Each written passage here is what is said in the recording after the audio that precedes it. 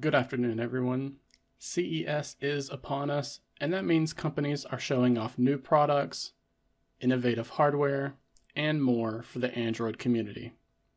This week, we have news from Google and its pledged support for RISC-V, the new ThinkPhone by Motorola, next generation displays from Samsung, and more. Let's jump right in with the announcement of a new tablet from Lenovo.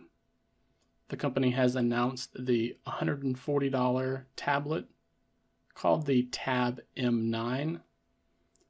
The company has made its presence known at CES 2023, and one of the Android products they are showing off is its 9-inch tablet that comes with a starting price of $140. The 9-inch LCD display is sporting a resolution of 1340 by 800 pixels, and it will be capable of hitting about 400 nits of brightness at its max. Inside, it will be powered by a 5100 mAh battery and has the Helio G80 SoC from MediaTek. The more affordable variant will come with 3 GB of RAM and 32 GB of storage, but you can choose one of the higher end models that has 4 GB of RAM. One of those 4 GB models comes with 64 GB of internal storage, while the other comes with 128 GB. The Lenovo Tab M9 does come with a micro SD card slot and a 3.5mm headphone port too, and will be put on sale in the second quarter of this year. The rumored Lenovo ThinkPhone by Motorola also debuted this week. The device was leaked earlier on in the week, but the company has made the official announcement at CES as well. The smartphone will have a 6.6-inch OLED display capable of 2400 by 1080 pixels with a refresh rate of 144 Hz, and it includes support for HDR10+. The ThinkPhone by Motorola will be powered by the Qualcomm Snapdragon 8 Plus Gen 1 chipset, and it will be available in 8 GB and 12 GB of RAM options. You'll also get the choice of 128 gigs, 256 gigs, or 512 gigs of internal storage. The company has even certified the device with IP68 water resistance and MIL-STD 810H certification, allowing it to be protected from drops of up to 1.25 meters. The company looks to be advertising the new smartphone's connectivity features with the Lenovo Think2Think software, allowing you to sync your smartphone with the ThinkPad to transfer copied text, files, photos, share notifications, use the phone as a webcam, drag and drop capabilities, and also the ability to open any Android application on the laptop screen. Oppo is rumored to be working on its own custom smartphone chipset. Multiple smartphone makers have begun work on their own system on a chip recently, and a new rumor from ICE Universe claims that Oppo is joining in on the trend. The rumor claims that the company has hired thousands of people to work on the project, which is almost guaranteed to be an ARM chip for its smartphones. This lines up with previous rumors of the company being in contact with TSMC about its 3nm node process, and now it is said that the first devices sporting the new chips are scheduled to debut sometime next year. I suspect we'll hear more about this work as we get closer to the release window. Specs of the OnePlus 11 were shared before the official launch. It has been a busy week for OnePlus as they prepared for the launch of the new OnePlus 11 smartphone. The company first shared some details of the camera modules, confirming that they will be using Sony's IMX890 for its main 50 megapixel sensor. It was also revealed that the secondary 48 megapixel ultra-wide sensor will be from Sony as well, this time being the IMX581. And the back of the OnePlus 11 will also have a 2x telephoto lens thanks to the Sony IMX709 sensor. The smartphone has already had its pre-sales event in China, but it's expected to launch globally on February 7th. The OnePlus 11 is powered by the Snapdragon 8 Gen 2 chipset, and you'll get the choice of 12 gigabytes of RAM or 16, and storage options of 256 or 512 gigabytes. The company chose a 6.7-inch LTPO 3.0 AMOLED display with a 1440 pixel resolution. Since it uses that LTPO panel, it has a variable refresh rate capable of 1 Hz to 120 Hz. All of this is possible thanks to a 5,000 mAh battery with charging speeds of up to 100 watts. Pricing for the OnePlus 11 starts at around $580 for the lower model, but it could be as much as $710 for the more expensive one. It looks like they are happy with how the pre-sales have begun, with the company using the flash sale model that is very popular in China. They've claimed that it broke the company's pre-sales record in only 2 hours, with the OnePlus China president also revealing that there won't be a Pro variant of the OnePlus 11, but these plans could change in the coming months. There does seem to be an R variant of the OnePlus 11 in the works though, as newly leaked photos of what claim to be the OnePlus 11R have begun making rounds among the community.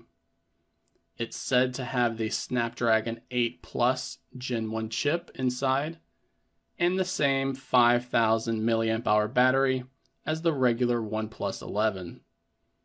If the photos are indeed real, then we're looking at a device that looks strikingly similar to the Oppo Reno 9 Pro Plus.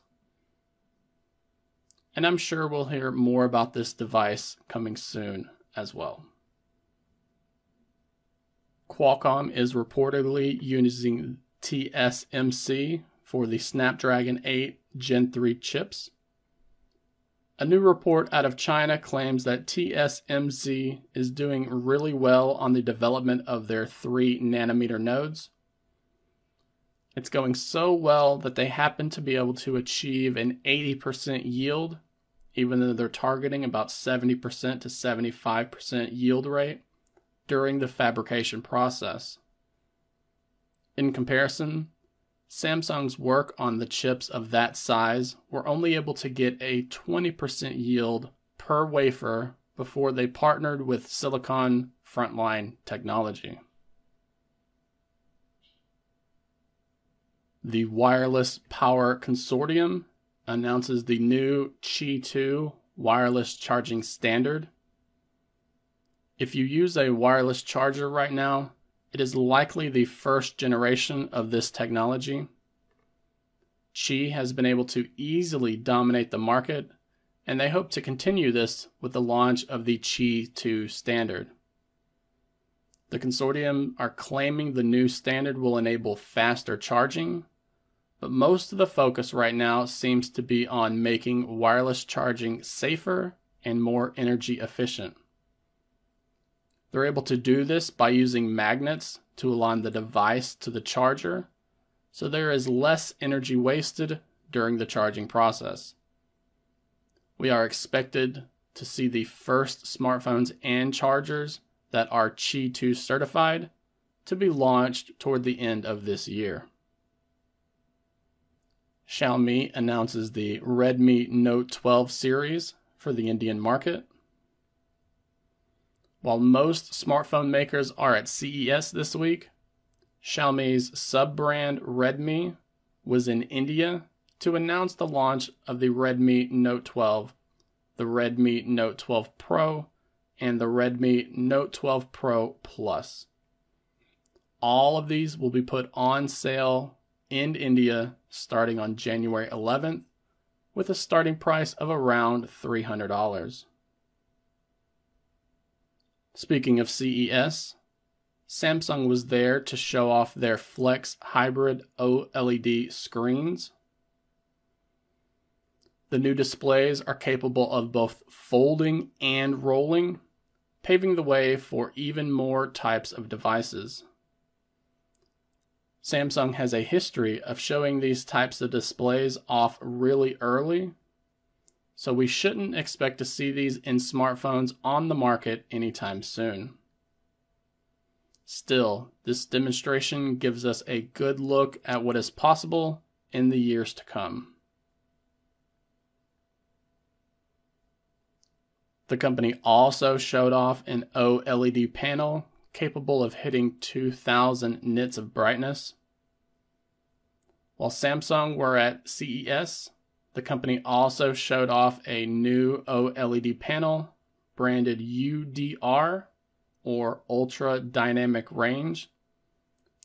The panels slated for future smartphones use technology from their newly announced S95C and S90C quantum dot OLED TVs.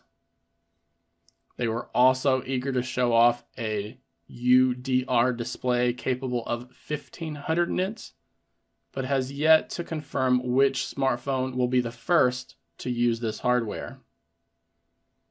But we're likely to hear more about this when the company officially launches the Samsung Galaxy S23 series.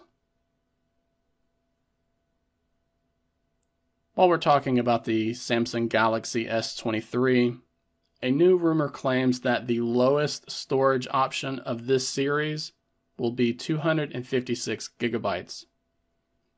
It had been previously talked about that the upcoming Galaxy S23 series likely won't depart from last year's flagship as far as design is concerned. However, the company looks to be increasing the base storage options from 128 gigabytes to 256 gigabytes on all three options. If true, we are likely to see the regular Galaxy S23 and the Galaxy S23 Plus ship with 8 gigabytes of RAM, while offering 12 gigabytes of RAM in the Galaxy S23 Ultra variant. The Ultra variant is also said to come with 512 gigabyte and 1 terabyte storage options, just like we saw with the Galaxy S22 Ultra. Samsung combines its SmartThings hub with a Qi wireless charger.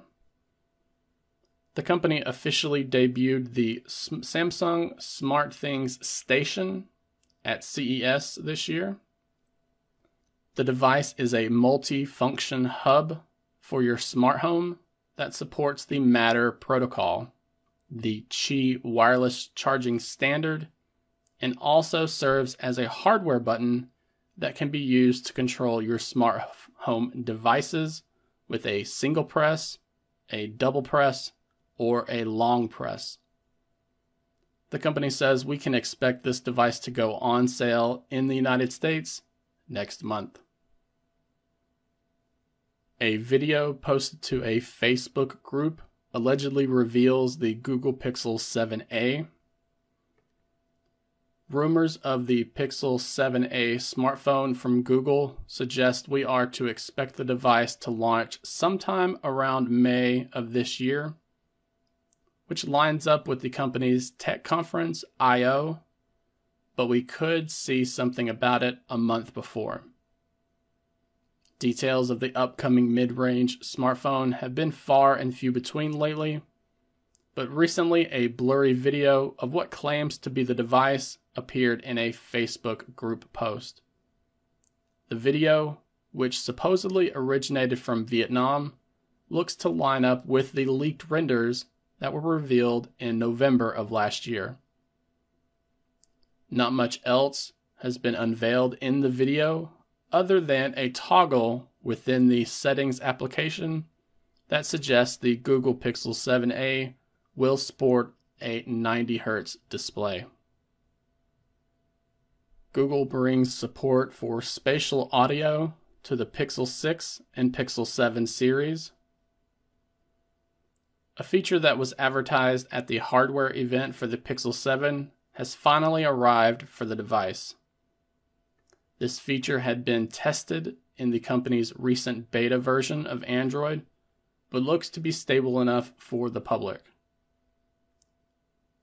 Support for spatial audio comes with the January over-the-air update for the Google Pixel 6, Pixel 6 Pro, Pixel 7, and Pixel 7 Pro. The update comes with some other improvements, including improved fingerprint recognition, a bug fix for corrupt-looking photos while zooming in, and 2 Bluetooth-related issues. We're told the Pixel Buds Pro should be receiving a new firmware update in the coming weeks that will enable spatial audio with head tracking support. Last up this week, we have Google announcing future support for RISC-V on Android. During the holiday break at the RISC-V Summit, Google made a surprise appearance to proclaim that they want the RISC-V architecture to be a Tier 1 platform on Android. If you're not familiar, RISC-V stands for Reduced Instruction Set Computer V, and it's a chip architecture that is a competitor to ARM and x86. The highlights of the RISC-V architecture include it being an open and free-to-use standard without any licensing or royalty fees. We generally see these types of chips used in low-priced and affordable development boards like the Longgun Nano, but this move could put the chipset on the radar of manufacturers wanting to make an affordable smartphone or tablet. That wraps up this edition of Android News of the Week. There were many other topics to highlight, but in an attempt to prevent this video from running too long, I had to cut some things back. I hope you all had a fun and enjoyable holiday, and look forward to seeing you here on the channel next week.